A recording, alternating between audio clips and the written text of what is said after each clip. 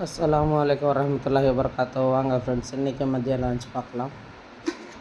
வழக்கம் போல் சாப்பாடு. நம்ம ஊருக்கு வந்தாச்சு. மாம்பழம், அப்புறம் மாவள்ளிக்கிழங்கு ஊறுகாய். இது ஒரு இன்றைக்கி ஸ்பெஷல் டிஷ்.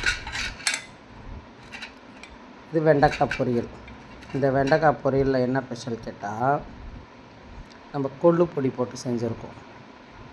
வழக்கம் போல் வெண்டைக்காய் பொரியல் பண்ணிவிட்டு இந்த கொள்ளு இருக்கு இல்லையா, அதை வறுத்துட்டு பொடி பண்ணி நம்ம இறக்குற சமயத்தில் தூவி நம்ம கிளறி விட்டு இறக்கிட்டால் சூப்பராக நல்லா டேஸ்ட்டாக நல்லா அருமையாக இருக்குது. பசங்களுக்கும் நீங்கள் இந்த மாதிரி செஞ்சு கொடுத்து பாருங்களேன், நல்லா டேஸ்ட்டாக இருக்குது. சப்பாத்திக்கெல்லாம் கூட சாப்பிட்லாம், சாப்பாட்டுக்கும் சாப்பிட்லாம், அருமையாக இருக்குது.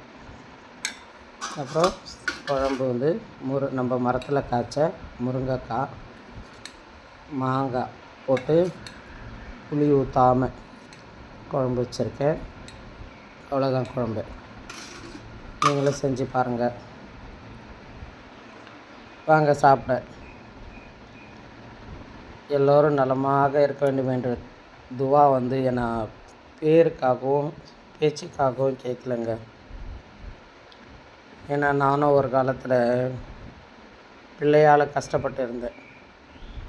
அப்போ என் பொண்ணுங்களும், என் தங்கச்சி, என் தம்பி இவங்களெல்லாம் நினச்சி பார்த்து ஆறுதல் அடைஞ்சிட்டேன், மனசை தேற்றிக்கிட்டேன். என் பேர பிள்ளைங்களெல்லாம் நினச்சி மனசை தேற்றிக்கிட்டேன். அதே கஷ்டத்தை பொம்பளை பிள்ளையால் ஒரு குடும்பம் கஷ்டப்படுது. அல்லாஹ் அவங்களுக்கு அவங்க மனசை ஆறுதல் அடைகிற வகையில் ஏதாவது அவங்க மனசுக்கு ஆறுதல் கொடுக்கணும். பிள்ளைங்க ஆம்பளை பிள்ளையா இருக்கட்டும் பொம்பளை பிள்ளையா இருக்கட்டும், நம்ம நம்பி வெளியே அனுப்புகிறோம். ஆனால் நமக்கு துரோகம் பண்ணக்குள்ளே அவ்வளோ கஷ்டமாக இருக்குது.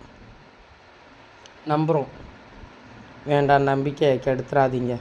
ஆம்பளை பிள்ளை இருக்கட்டும் பொம்பளை பிள்ளை இருக்கட்டும், அப்படி செய்யாதீங்க. பெற்றவங்களை மனசை நோகடித்து நீங்கள் வாழ்ந்துட முடியாது. அவங்க மனசை ஜெயிச்சாதான் நீங்கள் வாழ முடியும். இந்த துவா நீங்கள் எனக்காக துவா செய்யுங்க. எந்த பிள்ளையும் அப்படி ஒன்று பண்ணிடக்கூடாது. ஆம்பளை பிள்ளையாக இருக்கட்டும் பொம்பளை பிள்ளையாக இருக்கட்டும். என் கண் முன்னாடி ஒரு குடும்பம் கஷ்டப்பட்டுருக்கு, வருத்தப்படுறாங்க. ஆனால் நான் என்னால் விவரமாக சொல்ல முடியல. என்னால் முடிஞ்சது என்னென்னா, அல்லாவிடம் அவங்க மனசுக்கு ஆறுதல் கிடைக்கணும்னு அல்லாஹ்ட்ட துவா செய்ய முடியும்.